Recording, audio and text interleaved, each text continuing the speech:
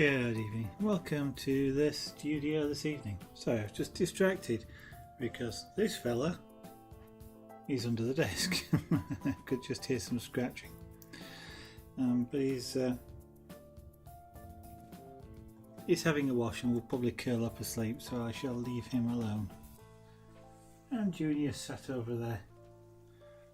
She's amazing. Cats will, if you put some papers down or diary down, something that you use on the floor, cats will sit on it. They'll also sit on it if it's on the desk as well. I don't know why. No, I don't know why. Sure, you could tell us one of these days if there was a reason. But, Right, so we're going to do some more. And Theo, you've already had your picture done. Got two cats in here tonight. So really, it's work across here. So let's heat up the Pyrographic tool. It's a bit of a mouthful, but I'm happy to forget to switch this off. So I'm trying to be really good at doing that. I do like that yellow cord that's there. That's nice. There's a magnetic clasp on that as well. Right.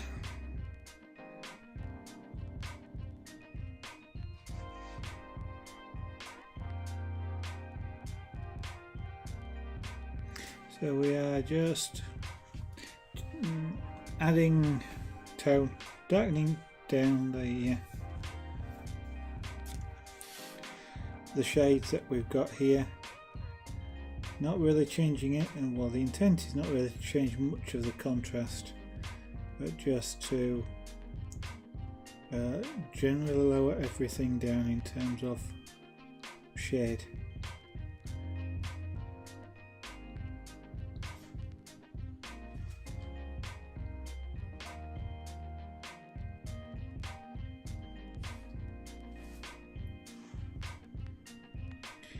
It's all very light at the moment.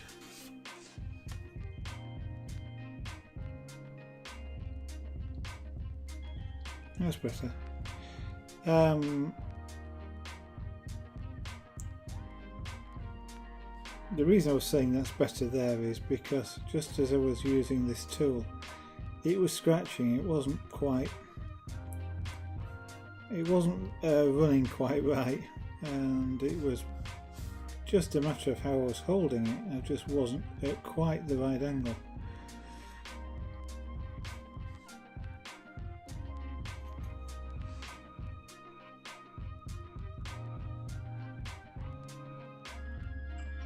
Yeah, that's okay.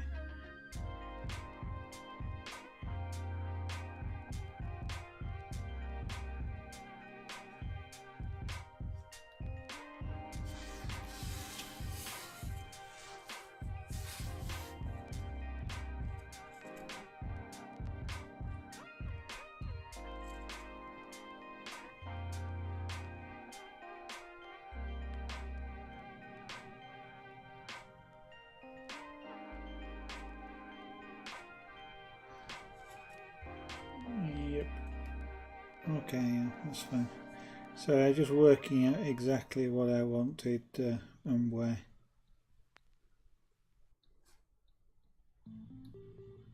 So I was looking at a reference image, just trying to decide exactly what colour I wanted where. And from then I add it.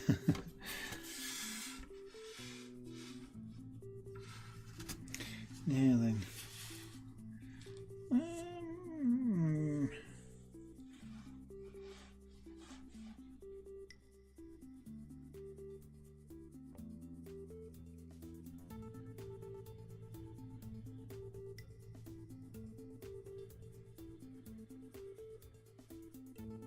And I still haven't got set up either a small fan or an extractor,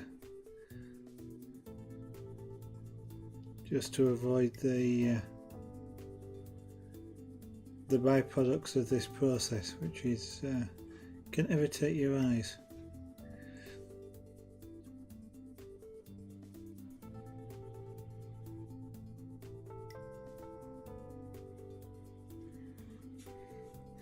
Now then, effectively somewhere around this sort of level it gets quite light, so we'll just taper this off.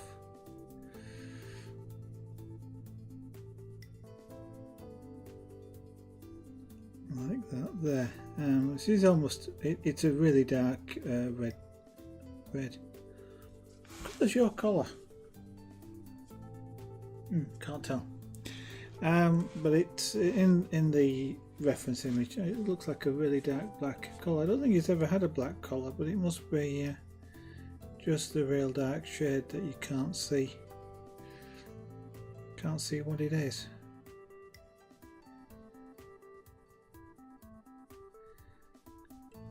But we will just have a go at see if we can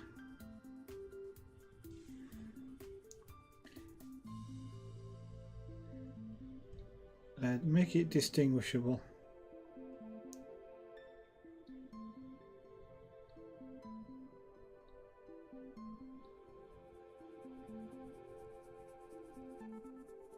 So I want this quite dark.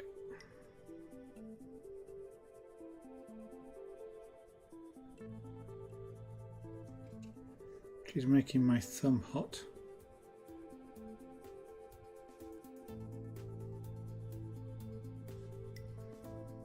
So I'm just going over the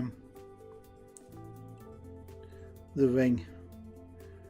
No, the ring. I suppose you could call it a grain mark, but the ring, you know, the tree growth ring. It doesn't take, whilst it's very good on poplar, which is what this surface wood is, you still sometimes do get ring marks. You can see one here, which takes quite a bit then just of work just to make them vanish by very careful application of heat. Got to be really specific about where you put it in order to cook that.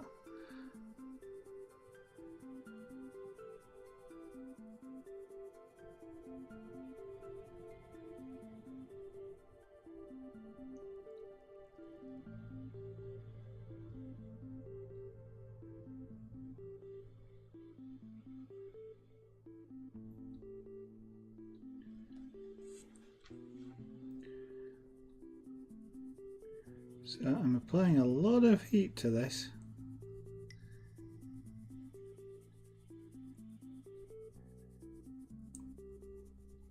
Some of which is coming back up towards my thumb, which is painful. I'm laughing, but it's painful.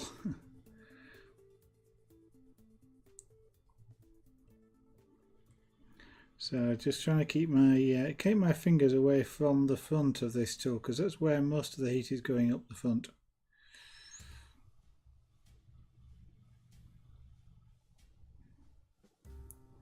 So this really is his collar.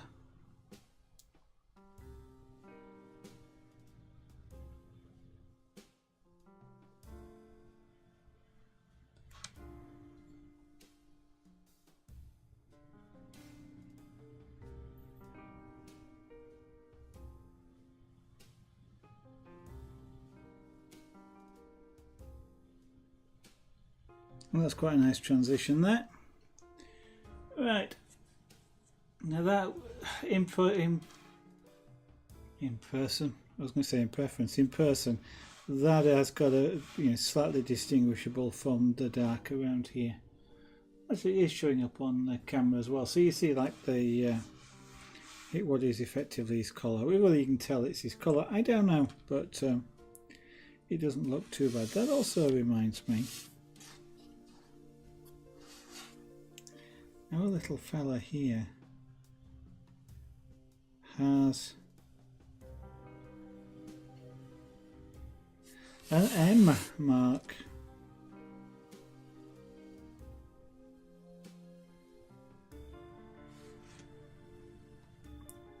Which I had pointed out to me by Lady Zara. It's a relatively subtle one to some extent, but it is there. You can see an M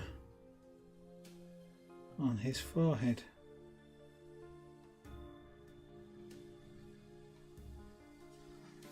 so we'll put that in. Apparently I'm told a lot of tabby cats have it, but and of course Ginger is a tabby, Ginger tabby, but yeah, it always seems to be there. How true that is, I don't know. I don't have much experience of them, so I couldn't say. So I'm just going to try now. And, well, I won't say lose, but cook this ring mark here without making dark blobs. So I'm going to be really accurate in putting the tool right over the top of it. There we go, and it vanishes.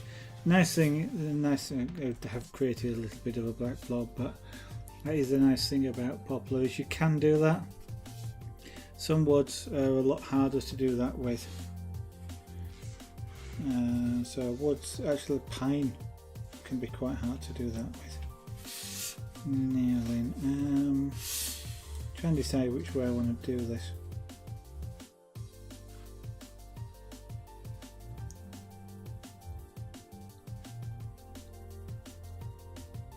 Because I'm working quite hot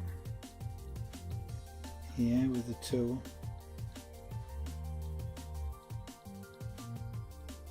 So I've got to work quite quickly.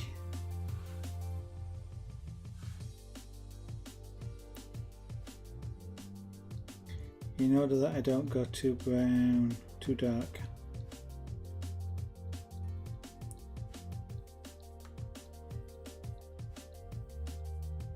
And you get areas like this that don't want to take the colour, which is annoying. A little bit frustrating as well.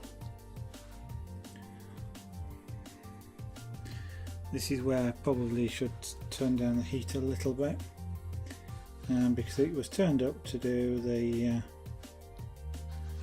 dark areas, and this is only a semi-dark area. But the one thing about the high heat that I like is I can work fast, or faster.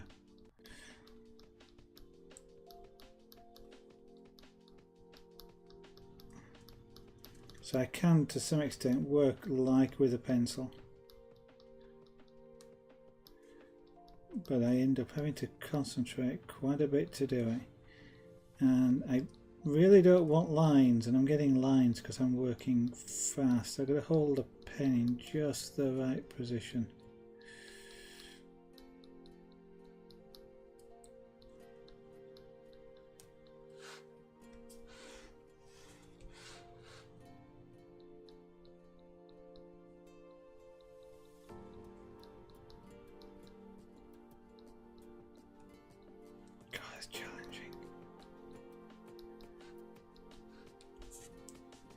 It is challenging.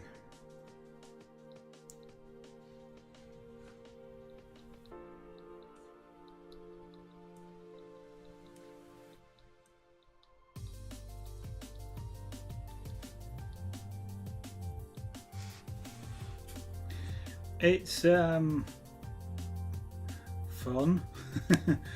shall we say?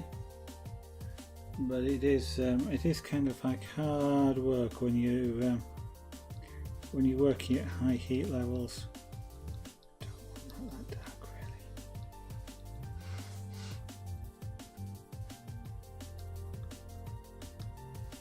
Bother, caught the wrong side.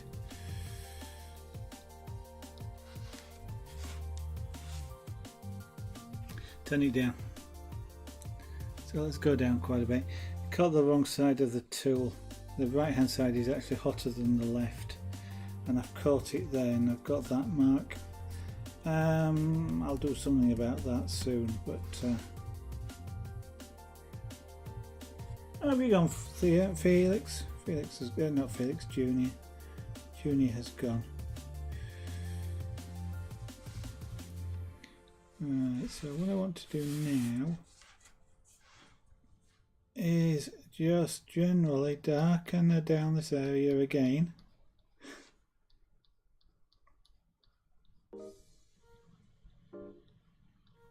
Again, what I'm doing is just toning down,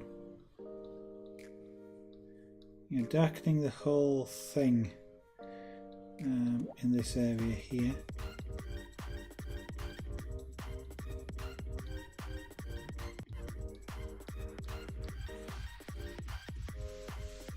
So I'm trying, ultimately I'm trying to do is maintain the contrast that I've got established here, but at a lower light level. So the whole image is somewhat darker than it currently is.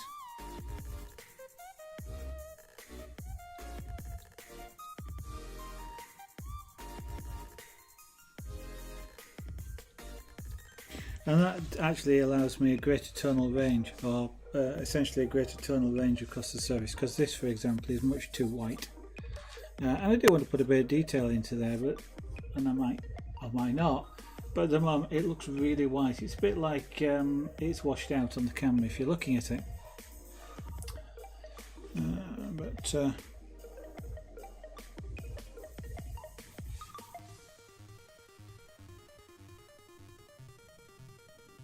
So I need to add some colour to it just to remove that washed out look. Or an alternative view of it, which is perhaps less charitable, is an unfinished look.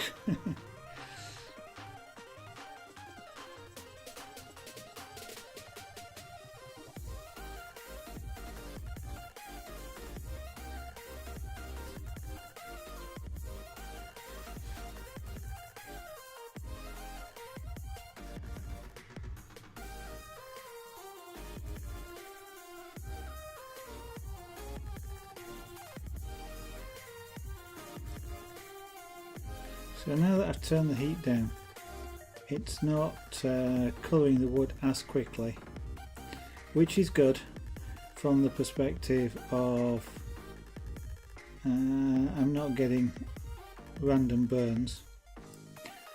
But what I do need to do is move a lot slower now in order to get heat into the wood and to start that cooking process, which results in the colour change.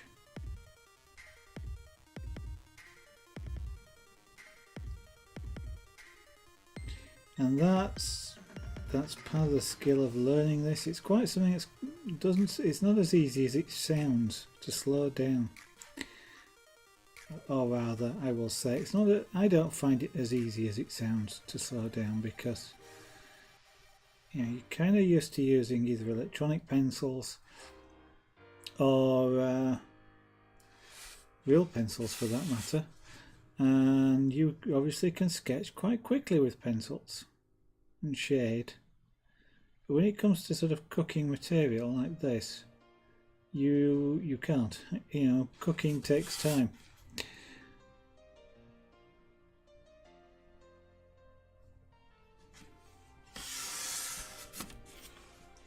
And you've got to allow that time.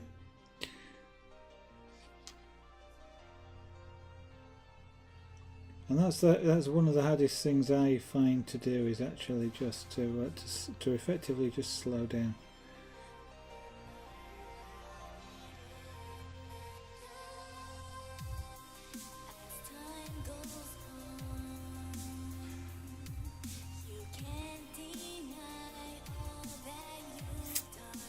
I could add a few more markings in,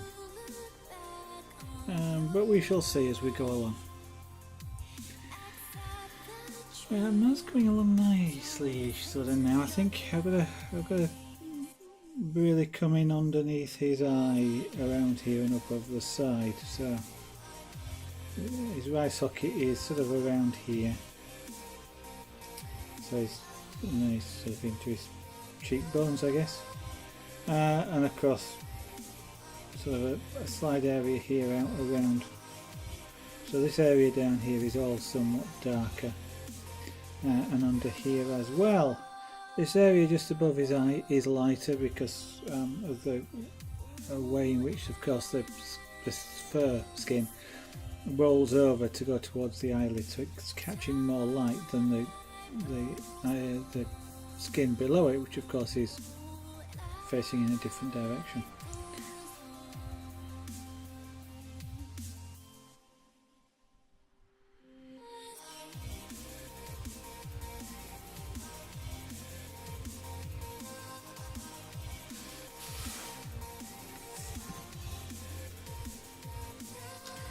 Yeah, so roughly from about there.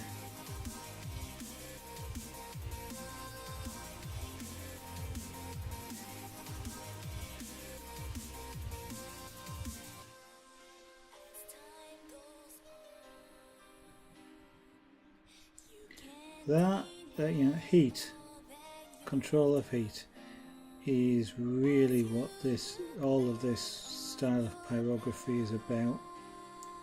You've got to have that control of the heat, and that's where you've got to practice. So it's how much and where, and so things like the placement of the pen to get the right overlaps, because that's the best way of doing this, is to actually overlap previous strokes. That stops or helps to smooth out the colour that you're getting. Slowing down enough to cook the wood and get the colour that you want.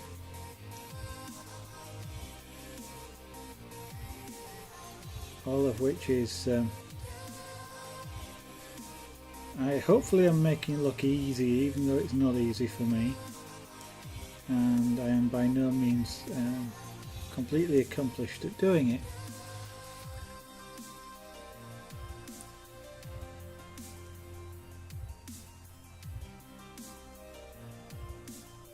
And some other forms of pyrography, pure black and white for example, you don't really have to be concerned about that at all. Because you basically want it cooked, you want it dark, you want it well done, in order just to produce that black line that you're after with that style of pyrography. And of course, if you're branding, then you tend to be doing sort of single colour work anyway as well, so using stamps. And again, you just you really apply as much heat as you can, really. Generally speaking, I mean, I am being somewhat oversimplistic there. People who use those styles do use multicolour versions, so it's somewhat of a generalisation. But if you basically just want a dark spot, a dark leaf, a dark line, then you're not worried about how much heat you apply. For example, you can just turn the tool up and draw like you would do with an ink pen.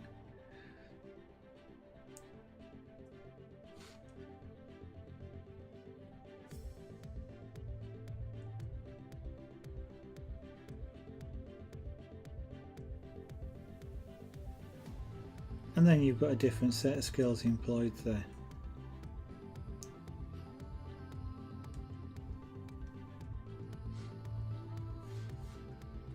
It is it's not necessarily an easier form of pyrography. It is just a different form. It relies on different skills. You've got to have more confidence to work with that sort of style. There is no erase, so when you put a line down at high heat, you have to be sure that you actually wanted a high heat. You actually wanted that line there. You don't get that second chance.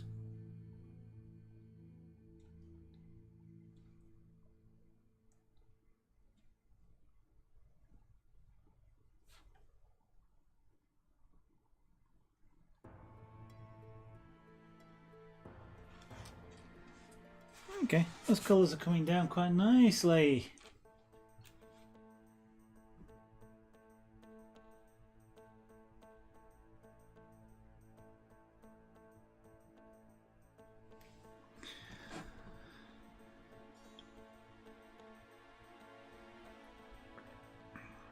There are times like tonight, I guess in the UK anyway, it's currently school holidays.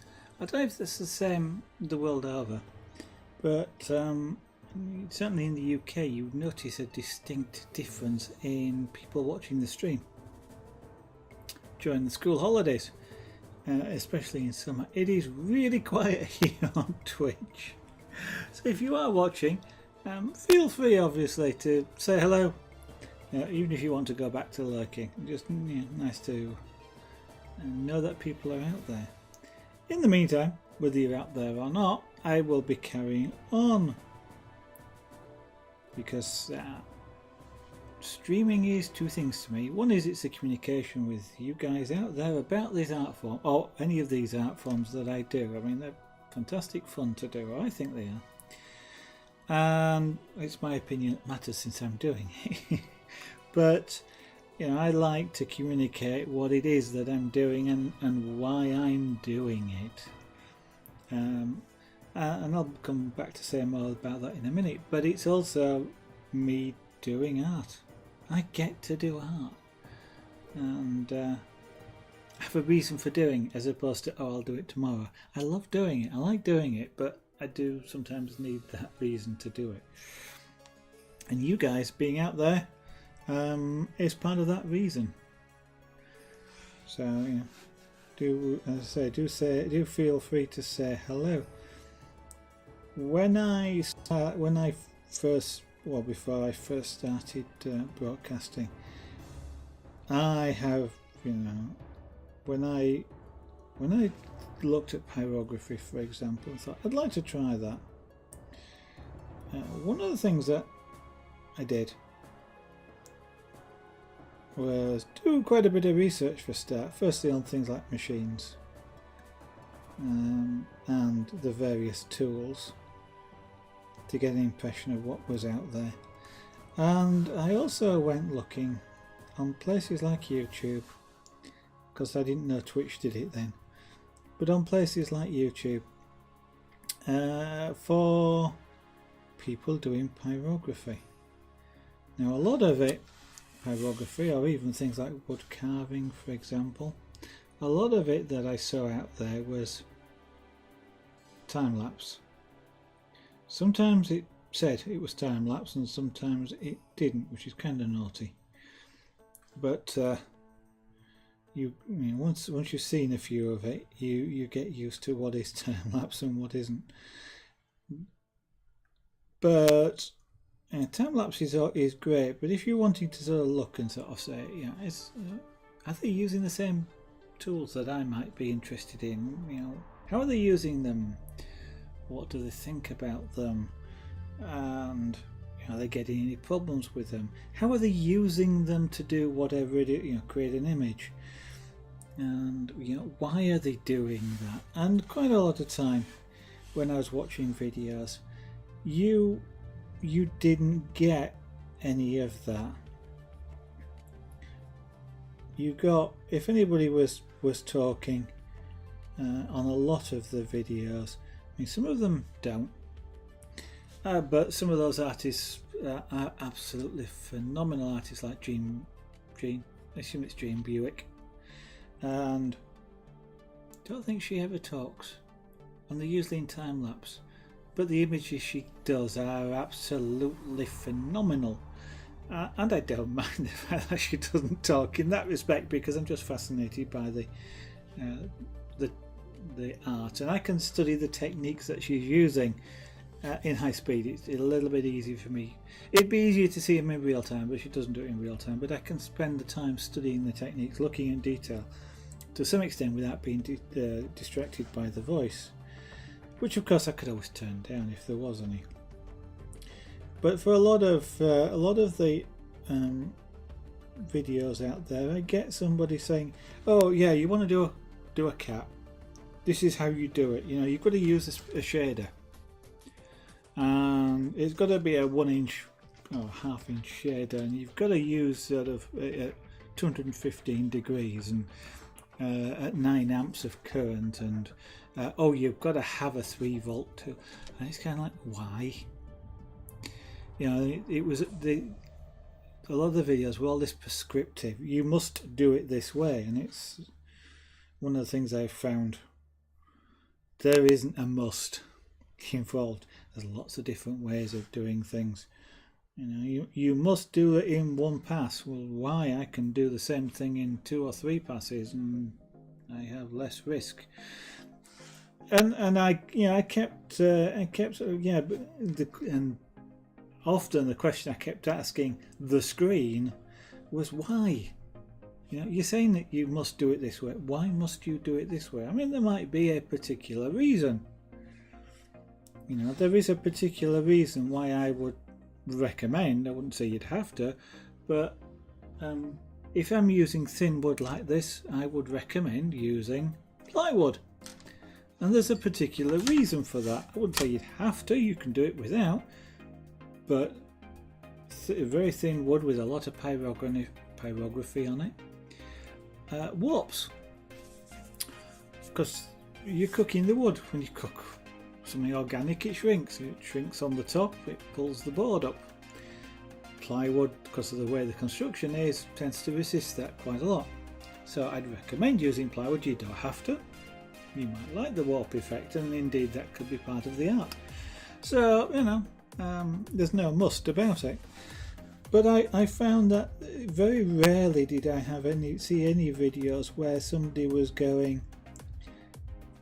you know, this is how I do it, and this is why I do it that way. You know, make up your own mind is the inference behind that. And that was you know, at one point when I was considering YouTube videos, that was one of the things I was really keen on making sure I put into the videos, is the why I'm doing something, so that you can make up your own mind if you want to do the same thing. And I want to try and keep that in the Twitch broadcasts as well. Sometimes I kind of forget and say this is what it, you know, I don't necessarily always say why I'm doing something, but I do try and do that. So for example, this particular shader, this is a flat shader. I just find it easy to work with. I do have the shaders actually are my favourite tools. I prefer these to the writing tips or the wire tips. I just find them a lot easier to do this style of work with. And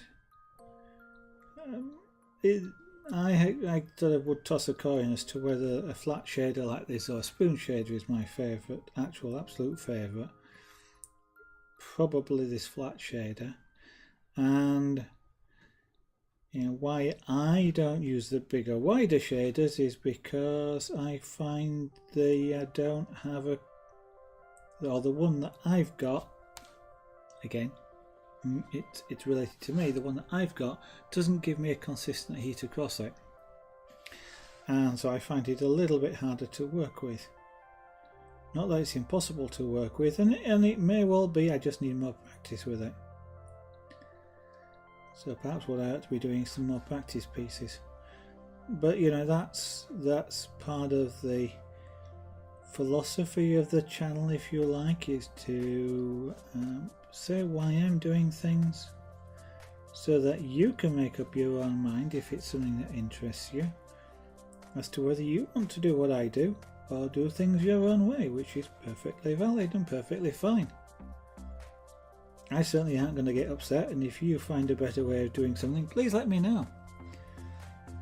I am always interested in learning about the things, and if there's a better way of doing what I'm doing, and you present it in a reasonable way, then I'm interested in hearing about it and learning about it.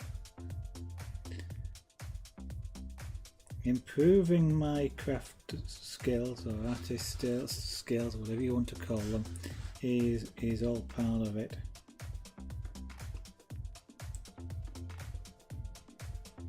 I do tend to learn things by hands-on, so it's more, you know, it's more than likely I'm not necessarily doing this in the most optimum way or the best way, if indeed there is a best way, but you know, there may well be ways which are are better, or ways which I, if I knew them, would find them more convenient or easier to use, etc.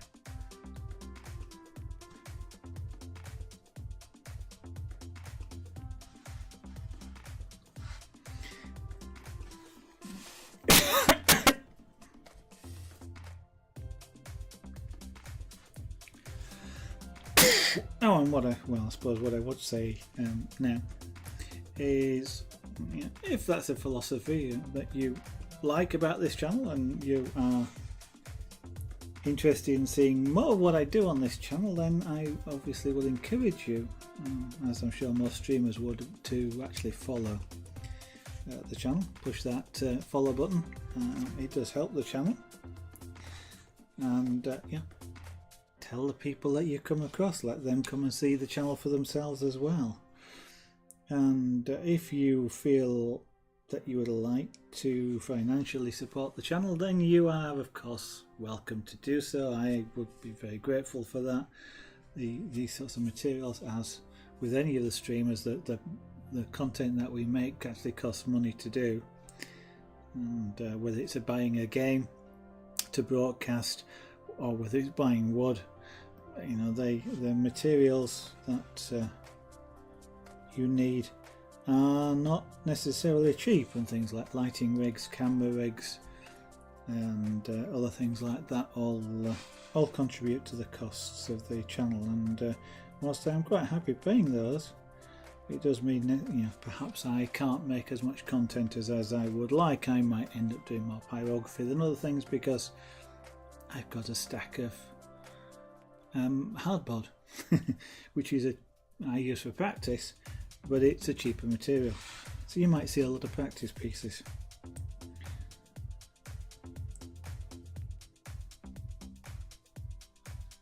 But I am an associate, so feel free, if you would like to do so, to perhaps use a Prime token if you have one of those available, and you can check that by pushing the subscribe button, and it will tell you if you've got a token. Of course, you would have to be a member of Prime, Amazon Prime, to have one of those in the first place. But as I understand it, they don't bother telling you when it's available, because you have to physically go, and you don't get reminded every month that your 1 month subscription has expired and you've got another one to use. You have to go and look for yourself. If you choose to use it on this channel, that would be absolutely fantastic and appreciated.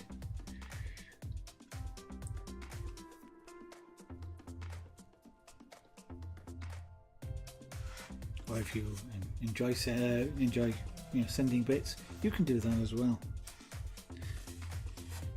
Of course, you can also support the channel by doing things like following me on Twitter, subscribing to me on YouTube, or even just taking a look at the shop on Etsy, sarahganart.etsy.com, because the views on the shop do help in search rankings. So as there's more views on the shop, it becomes higher in the search rankings, which gets you more, and it's kind of a cyclic thing. So feel free, if you would like to support me, just for example, just go and take a look at some of the articles in the shop. At the moment, it is only limited to the chainmail jewellery like this, and these are the sorts of things you've seen made on stream. That was made on stream, but I don't sell that because that's sterling silver, and I can't sell sterling silver. Well, I can sell sterling silver, I just can't sell it as sterling silver. But this is aluminium, and I work with stainless steel and titanium, bright aluminium, and I actually have some niobium to try as well. I haven't tried that yet, so there's plenty of different materials available if you're interested in any of the jewellery. Available in the aluminium, any of something like 16 different colours, and just about any weave that you would like. I could probably do, but I do about, generally speaking, the most common weaves that I've done are the ones that are available on the shop, and so if you look there and you want something particularly special that isn't there, then obviously there is a mechanism there just to send a message, and we can talk about it. YouTube is gradually getting the videos that were recorded when I broadcast on Twitch. I am gradually uploading those videos. I think there's 9 up there currently, which is from the first series of Pyrography, which was a practice piece, a locomotive,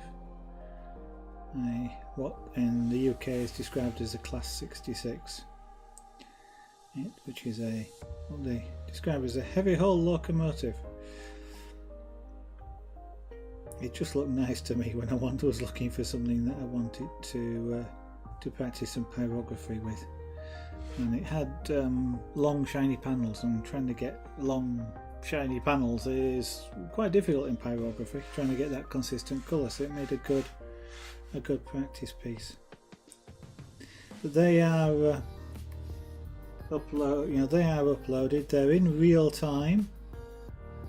So there's 9 of them. That's about 4.5 hours of video. 30 minutes.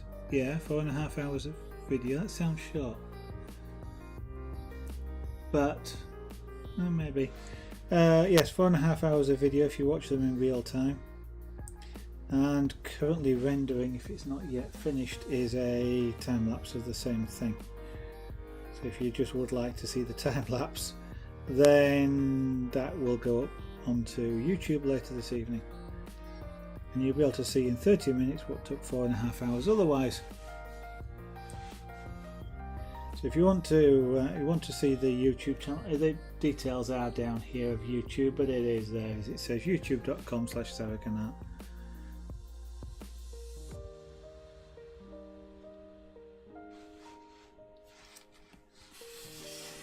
You'll also notice there's Facebook there as well, so yes, we have Facebook. There is photographs and old things get posted to Facebook, some of which also goes out on Twitter. Facebook tends to get more of the photographs than Twitter does, or if I want to say something longer, that will tend to go up on Facebook rather than on Twitter. But I do tweet stuff like photographs. If this fella does something nice and cute, then I might do it. But an image that's just been completed, for example, a video that gets uploaded when I'm about to go live. So if you don't get push notifications from Twitch, for example, or they're not necessarily as reliable as you'd like them to be, then a tweet goes out just about when I start, or I'm about to start streaming. So you can always use that to be as a notification as well if you'd like to follow me there on Twitter. And it's of course at Sarahganart, twitter.com/Sarahganart. And we said all of that, there is also the website. That's the one in big letters. But the website is a useful place to check. I do need to do more work on it, but it's a useful place to check if you want to know a little bit more about things like pyrography, or about the images which have been created, because I've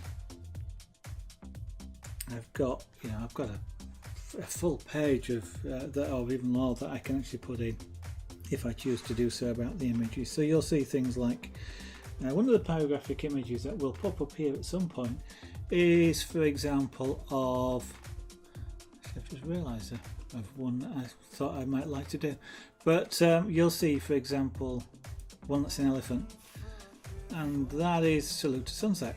And there is a description on the website more about that particular piece.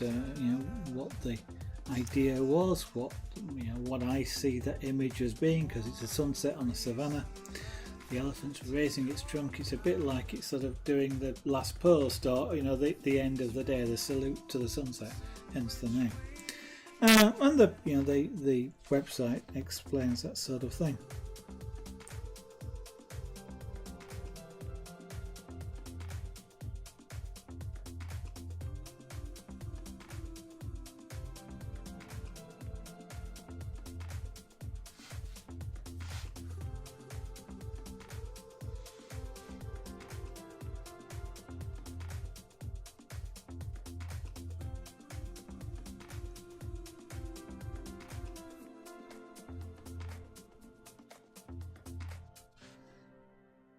So now I'm applying slightly less colour. I'm actually changing the contrast a little bit here.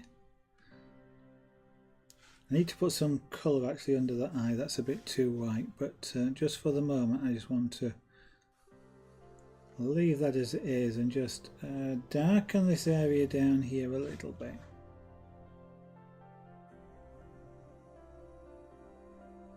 So we kind of roll off this darker into slightly lighter.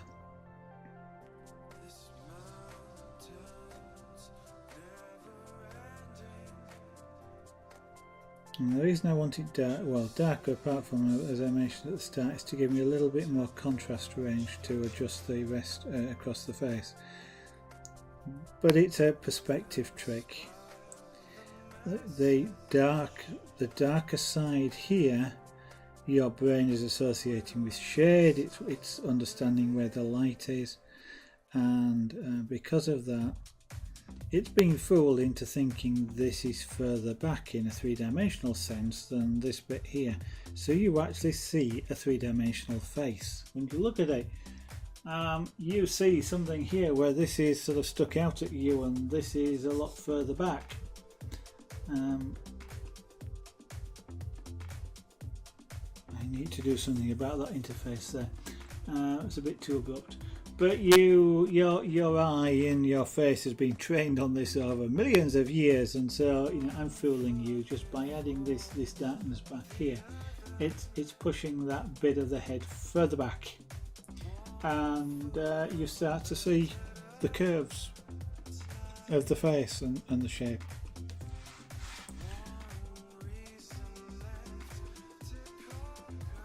Try and playing tricks on your brain.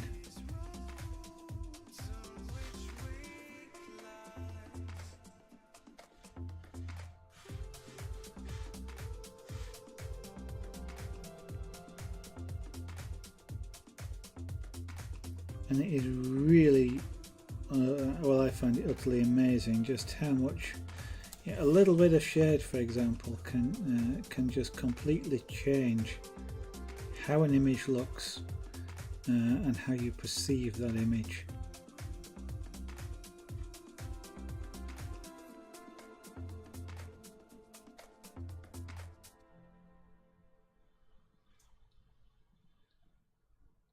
One of the reasons I want to add this contrast in, apart from the fact it is just too light around here, is that there are places on the face which don't meet my standard, and it's quite likely that all that's wrong with them is the shading that's around them.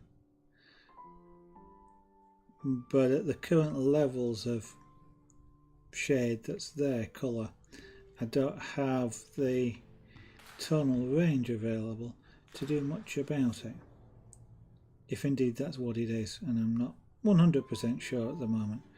But by adjusting all the tonal values around here, I give myself the room or the range to adjust that.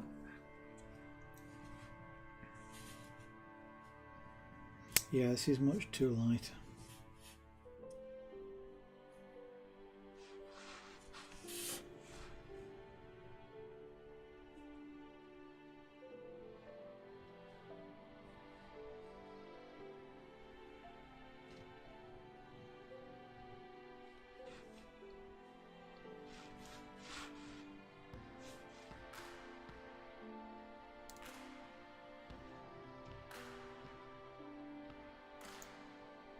And in some ways, for anybody, I guess, that's watching, this can actually be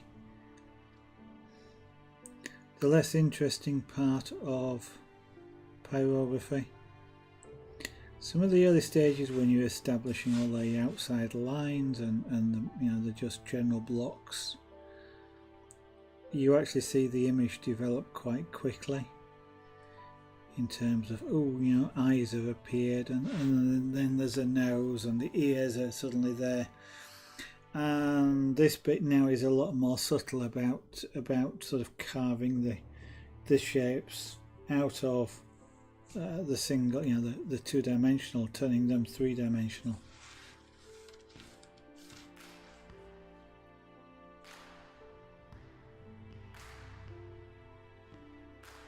And it's quite a, as I say, it's quite a subtle process. Sometimes you're not seeing large changes of colour.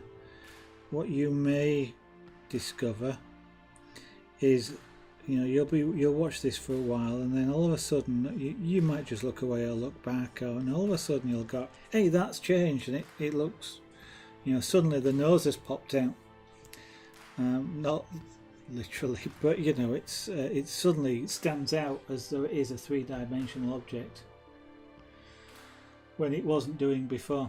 And that's if you're watching this sort of slow progression, that's kind of what happens here. It's almost as though your mind doesn't see it until you cross this threshold, and then all of a sudden it just pops up there, and it's suddenly in your perception.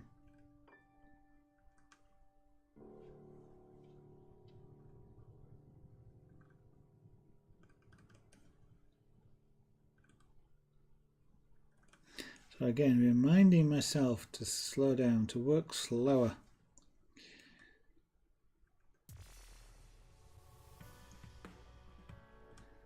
Give the heat time to transfer and to cook the wood. It isn't an instantaneous thing when you apply the tool to the wood. It's a relatively slow process, at this level of heat anyway, takes place over several seconds. That's not to say if I took this pen off the wood and started chatting to you for a couple of moments and then put it down on its edge, I would get a really brown line really quickly, because it's kind of heat per unit area per time, and taking this off the wood allows it to heat up. That's heat is stored in the tip, and then when I put it down on an edge, it's a really small tiny area, but it's getting the whole heat of the tip dumped into it really quickly. Okay, that's going quite nicely. Now let me put some colour just into this. Now all I'm doing in terms of the colour here, I want is just not to be the natural wood colour. That's a bit too bright. It's almost perceived as being white, and it isn't by any means white, but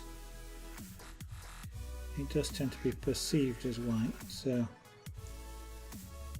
I don't want it quite white, so I've just toned that down a little bit, and you might notice now it has, it appears different, and I'm looking at the image that you're seeing, and I now see this as kind of like the top of the cheekbone almost. Whereas before the white didn't look right, now it actually looks like it's just the fur that's probably still a little too bright, but the fur that's catching the light, and it's curled over, going, the eyelid, it's part of the eyelid or the eyes behind it now, rather than being at the same level. And I do need to adjust the colour here still.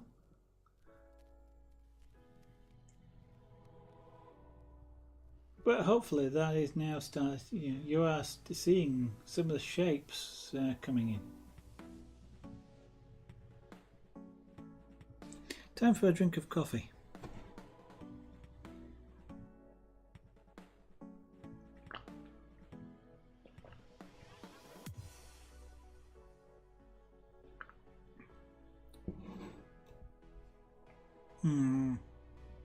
I hope I am not getting a throat infection. If I do, I may end up not being able to stream. If I get a sore throat, that's not good. So I keep looking, you're watching, you see me look over there because I am looking at the image. I'm looking at what you're seeing. I'm watching.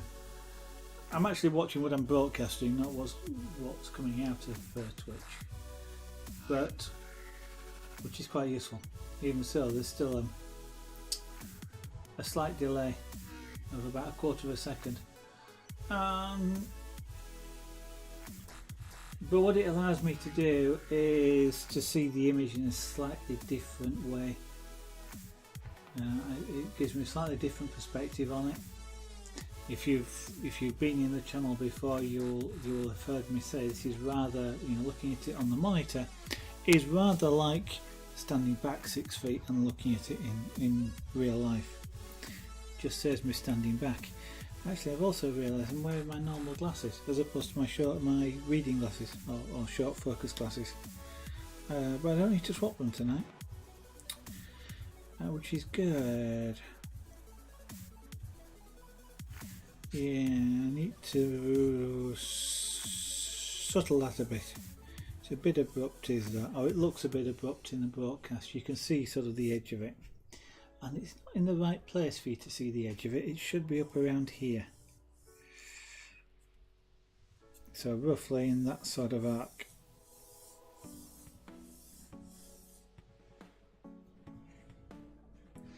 So let's darken that.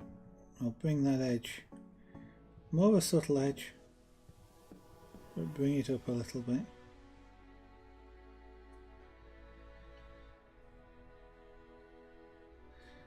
Try and soften the edge off if I can, so the transition is less noticeable. And the thought just struck me, what I should be doing is the pyrographic equivalent of a dagger stroke.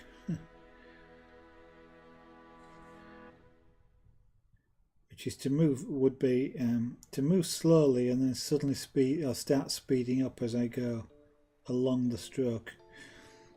And what that will do is tail the colour off, which allows it to sort of fade from one to the other.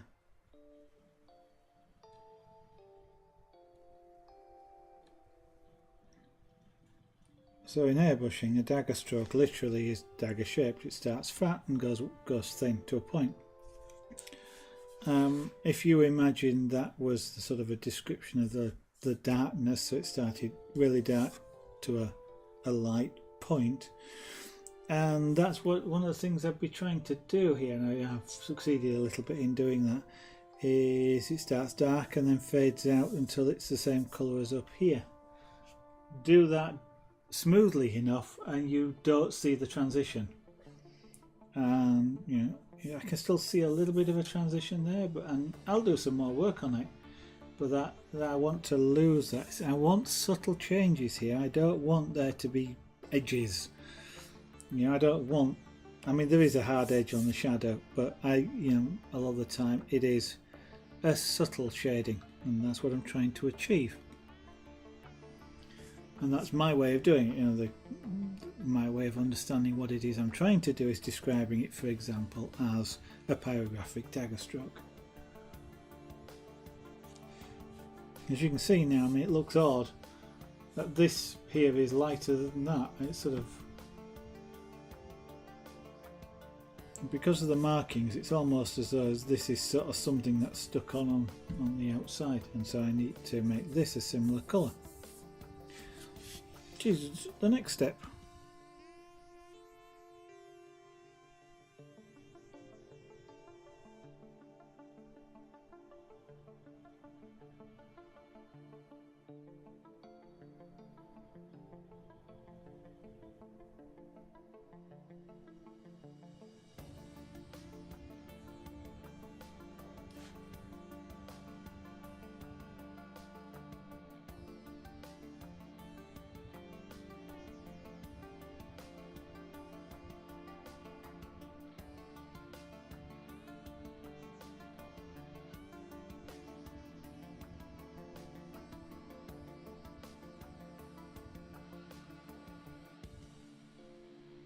And sometimes actually it can be a little bit frustrating when the wood actually refuses to cook.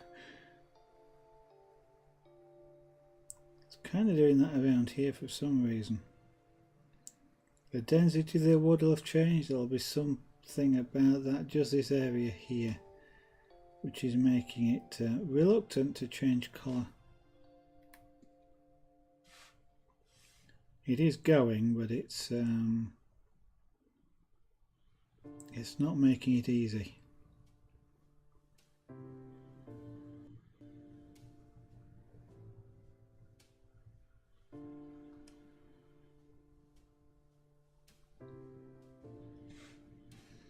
And what I have to do here is resist almost the temptation to sort of stop and hold the tool. I've not got to slow down too much, otherwise I know what will happen is I'll have a sudden heat dump and it'll go really brown. I've just got to keep doing the same thing, you know, going over the same area, not going really slow just to try and speed up the process. I've got to keep using the same technique. I know it works, it will just take longer to do it because I'm making more passes. And that's sort of overcoming, you know, me overcoming the temptation, which is just to go, I'll make you change colour and hold it, and then I get the iron mark that you don't really want. You know, you don't want the burnt shirt look.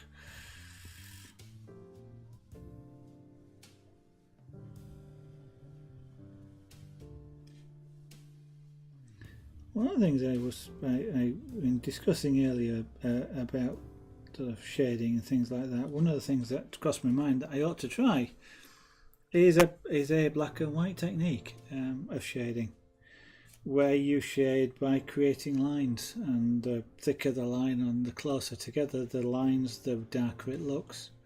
It's the same technique but in reverse that I use for the scraper board. I might try that with Pyrography, just to try a different technique. We'll do some more on Theo though before we do that. That's working.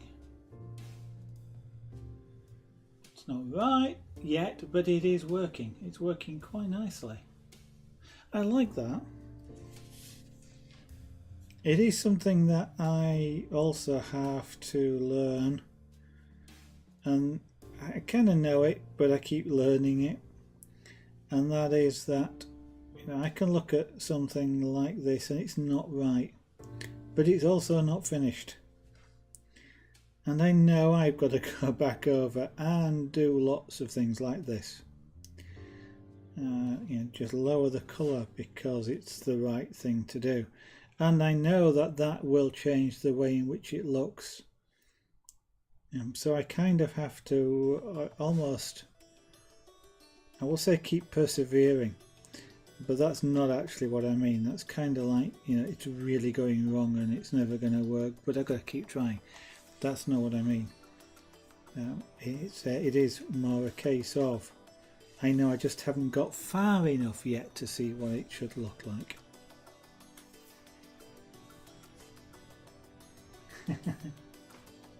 Hello, Lady Zara. Sneaking in there. Trying to stay below the camera, which she could have walked in completely upright and not been on camera. But never mind. And the model is still asleep underneath the table.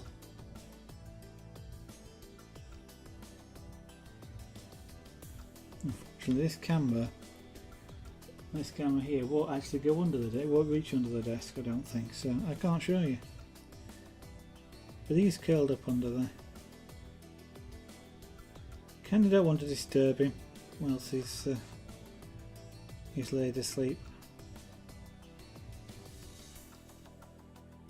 I know they always look cute while they're asleep and you kind of want to pick them up, but I kind of think, if I was asleep in bed, do I really want somebody waking me up in the middle of the night just to sort of stroke my head? You know, I can imagine it sort of, I mean, I know they sleep go to sleep really quickly, and they probably sleep more. Whether they need to sleep more, I don't know. But it's still sort of, is it fair? Oh, that's a nice bracelet. That one is a lovely. It comes in various colours, but that crystal there, special lady. It was one I made especially for ladies' hair, and it's available if you'd like to have one. Unfortunately, they're not cheap, but it's a beautiful bracelet with that sparkling crystal. It's Swarovski.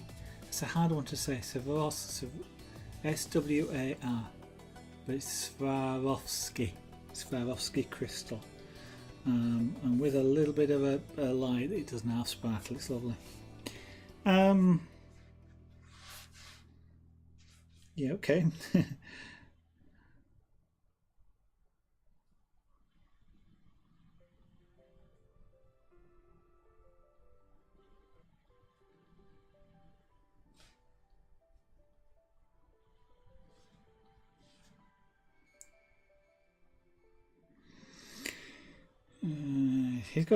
He's just underneath and around his jaw here. He has actually got lighter fur.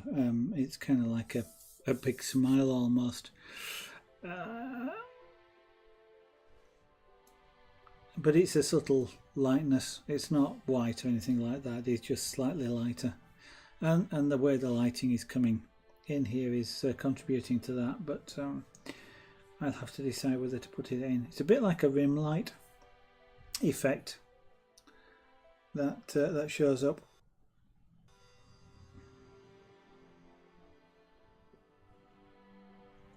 I think, yeah, I probably will, because it's a nice way of delimiting sort of the chin, and as we come around here, around the side of the muzzle from the rest of the face, it sort of delimits it quite nicely. So I probably will end up leaving that in.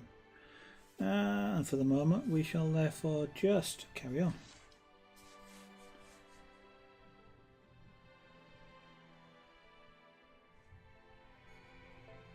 What are we now? 3 minutes past 9. Okay. Oh, there's a hair on that board.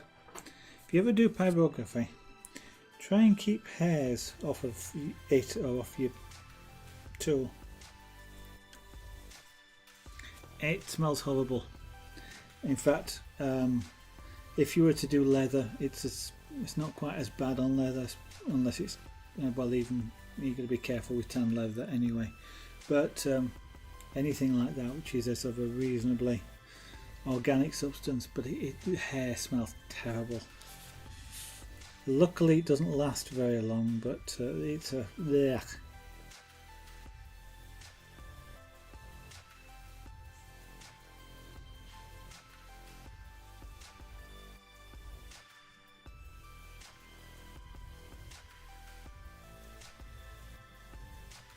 One of the things I do when in doing this, I describe pyrography as is painting with heat, because my paint is heat when I'm doing this. I'm doing the same thing any other artist would.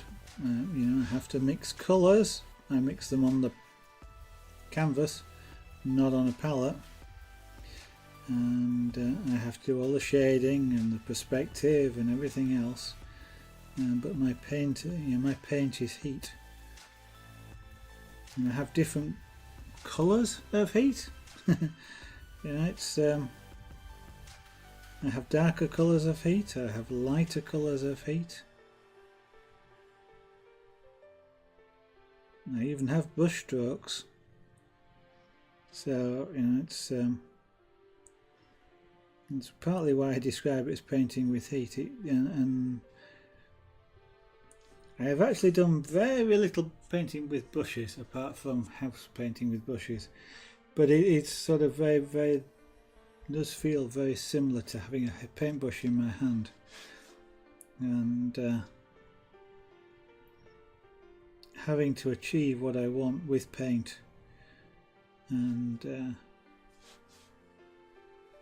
as you do it, obviously you make the mark on the canvas, and you then work with that and adjust it, and that's what I'm doing here.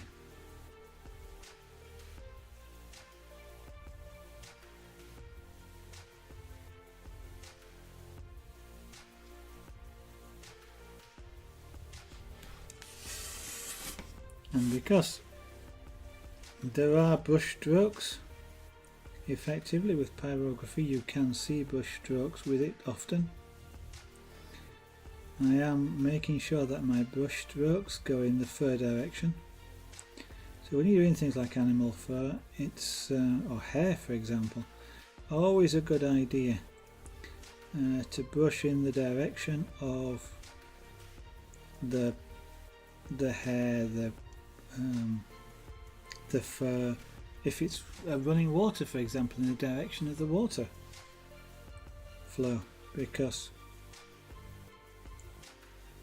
if you see the brush strokes, then they're consistent with that direction that you're looking for. So let's darken that down a little bit. That's coming in now, coming in quite nicely.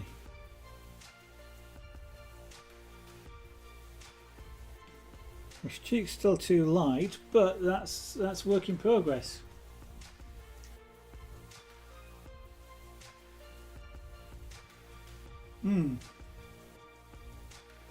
I like it.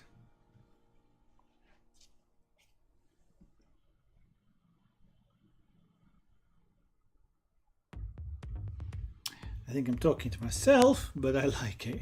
Actually, I can find out if I'm talking to myself. I wonder, just for the fun of it, what I'm just going to do is I am just going to go look at my dashboard. And I'm going to look at the stats on the dashboard. I wonder if I've been talking to myself all evening. Not that it matters, I'd still be doing the art, but come on Twitch. You are busy tonight, aren't you? I don't know what with. You're not going to show me? Alright. Its stats server obviously isn't working too well. How about if I refresh you? Are you going to pop up? Yeah. Okay. So I have been talking to myself almost all evening, apart from somebody around about 8:40. Well, if you, whoever you were, and I know you're not listening to me now, but thank you for dropping in. So let me go back to, actually I had no real reason to go back to what I was going to go back to, but we'll do it anyway. And we'll go back to the, I did not, what did I just do? Yeah, probably hit refresh, which is not what I intended. I have to halt that. I was trying to do that. There we go. Right, so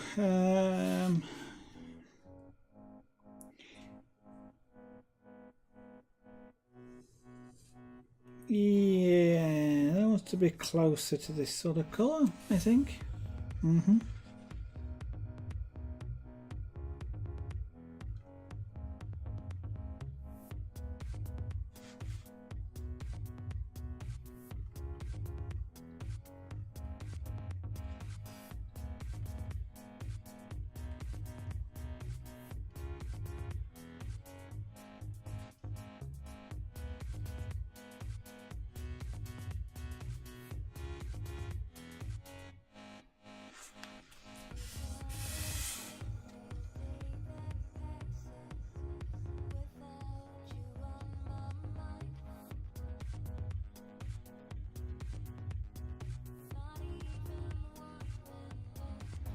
It's really surprising when you look at pictures. It's one of the tricks that's often worth doing. One of the monochrome artist's tricks, if you're using reference images, is sometimes to throw the image into an image editor. You know, not whether paint.exe does it, but you know, something like GIMP, I suppose, for a free one, and Photoshop if you want, and not an expensive, not free one, but those sorts of tools, and actually change them to a monochrome. It doesn't matter which technique you use, because there's a couple of different ways of doing it, but change them to a monochrome, because one of the things that often fools you is colour. Two colours that are exactly the same shade in black and white terms can look, you know, one can look lighter than another, or darker than another, and if you actually make them lighter and darker as you sort of perceive them when they're in colour, when you look at it in monochrome it doesn't look right, and that's because they're both the same shade. And so it is often worth you know, that, you know, re-imaging, or changing the, you know, removing the colour from your image, and so that you are able to see that, you know, that contrast a lot better, and it gives you a better perspective on the shades that you actually need to put into your work, no matter what, whether you're using, you know, pyrography or airbrushing or acrylic paint or oil paint or whatever.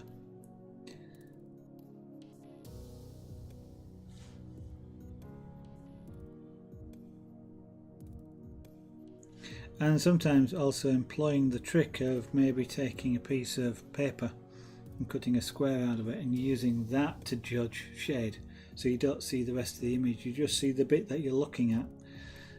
Because again, your eye actually often reads shade by contrast to what's next to it. So, you know, this looks darker than this, but if I make that black, this looks lighter, and yet I haven't changed, you know, I don't change this. So, you know, your eye sees things as contrasts. So sometimes by isolating it just to sort of a small area like that, you know, he's just trying to do it without burning his fingers. But if I do something like that, so you just see that small bit in the middle, you can see it looks quite light now, just between my fingers, and yet if I do that, you know, you're actually seeing quite a dark sort of spot. See what I mean? It changes. It changes just what you're seeing by doing that.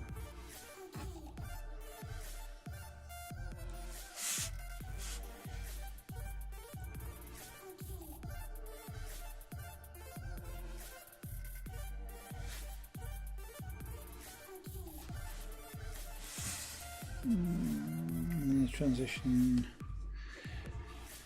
around there is occurring under his whiskers, and so that makes it a bit more difficult to see, but this is going to be darker around here, but not as dark as this.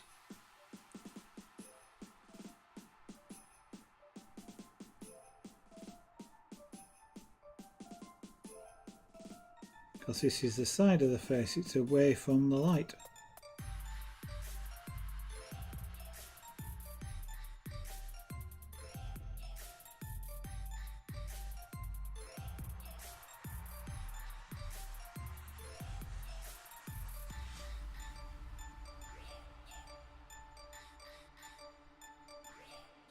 And there was another hair somewhere around there.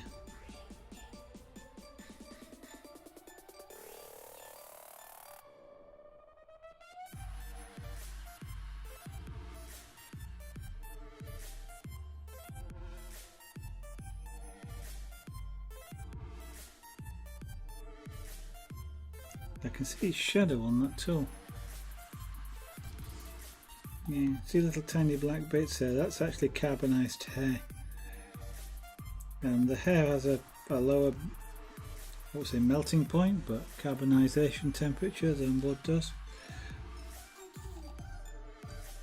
Not burning it, because that implies flame and rapid oxidisation, as such, but I am making it, changing it to carbon.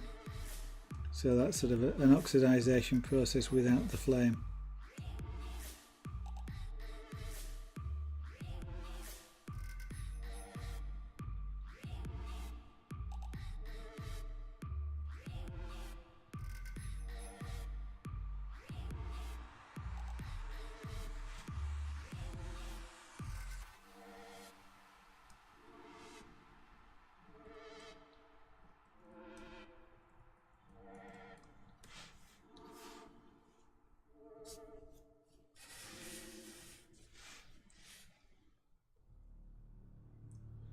Still a bit too light, but we'll get there.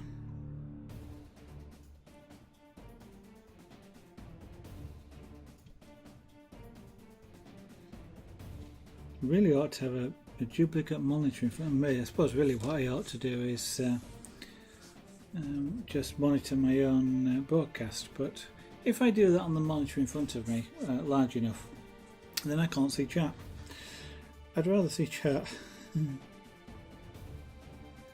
Of course, that does imply that there are people out there that want to chat. Otherwise, there's not a lot of point in me seeing chat.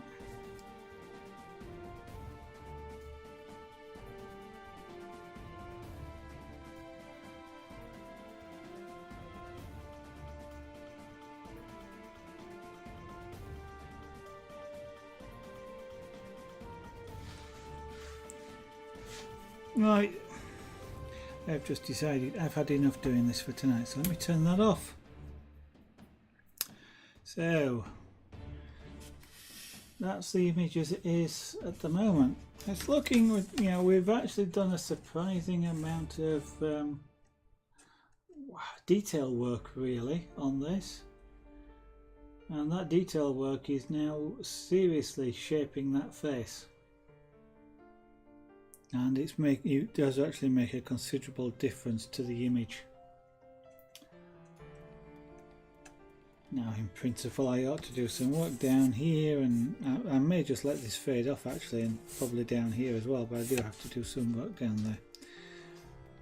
It's an interesting technique, is to just let images fade off into the background like this, so that you actually hint at things and then they just disappear into the mist, so to speak.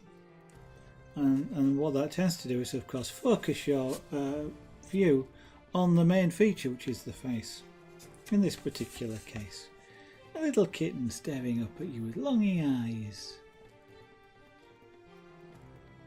So if you'd like to see more of things like this, then please follow the channel, and hopefully Twitch will notify you when you go live. You can also follow me on Twitter, as I do tweet when I go live, gives you an alternate notification, and I will tweet things like when I'm going to start new things, new projects, such as the carving or chainmail or things like that, and as new things happen to the channel, like new videos go live and things like that. And talking of videos, I'm going to point out to you that there is now a YouTube channel for Zaragon Art, and it will gradually have all the old broadcast recordings uploaded onto it. They're all being chopped into roughly about half-an-hour segments, so this it gives you a short burst of things to watch. Generally speaking, both the real-time images will go, the real-time videos will go up there, and time lapse if it's appropriate. So if I've got a really long series, like the series that's up there at the moment, which is 4.5 hours long, I will do a time lapse, a 30-minute time lapse or something in that sort of order. So if you want to see some of the older broadcasts, and we're starting way back when now, and this is what, 2015 I think, when the channel started. So we're starting from then, and hopefully I will gradually catch up, but it's going to be a long haul to do that, as rendering 2 hours of video every day, and that's roughly how long I tend to broadcast.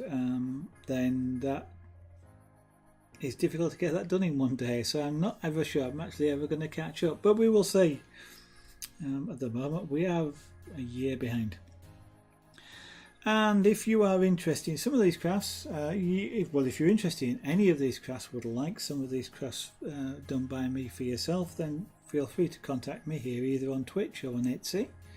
And in the shop on Etsy there are at the moment jewellery items, and I may well add some other things as well to do with the other crafts, but specifically jewellery at the moment. That's available on the shop, which is on xavagonart.etsy.com. There is a small shop on the website as well, but that actually now needs restocking, so I shall have to get round to doing that. But there are a little bit more of information about some of the crafts and some of the images and things that have been done on the website xavagonart.com. So I think that's about it. I'm going to hope I will be broadcasting tomorrow night again. I shall see. I think I may be getting a bit of a sore throat because I'm not used to yet broadcasting every night, so I may take tomorrow night off.